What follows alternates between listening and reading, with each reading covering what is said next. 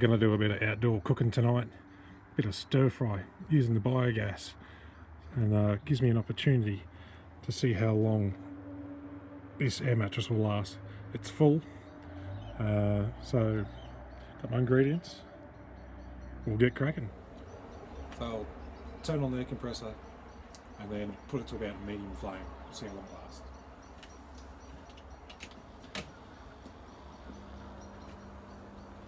Open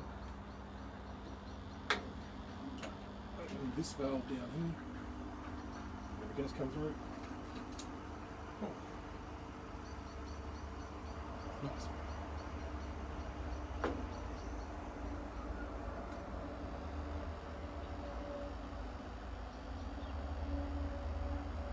About a medium flame. I'll set the stopwatch.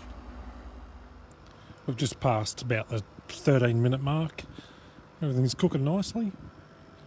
It's nice and hot. Not that you can probably see too much, but there's still quite a lot of gas left in there. I'd say we've only used maybe nearly a quarter, not even. So we'll keep going. So now we're at the 20-minute mark. All my stir fry's cooked. It's going to boil some water for the noodles, and we've got probably 2/3 left, I'd say. I'll keep going. So about 45 minutes in, we're finished cooking. Probably could have been done about 5 minutes earlier, but I wanted to see how long this would last. The bag is nearly empty. I could probably squeeze another 5 minutes out of it, but it seems a queen size mattress will do about 50 minutes. That's not too bad.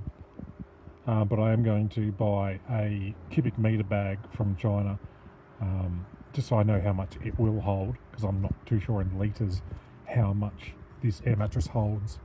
So once I get that done, I will get back to you guys. Thanks for watching.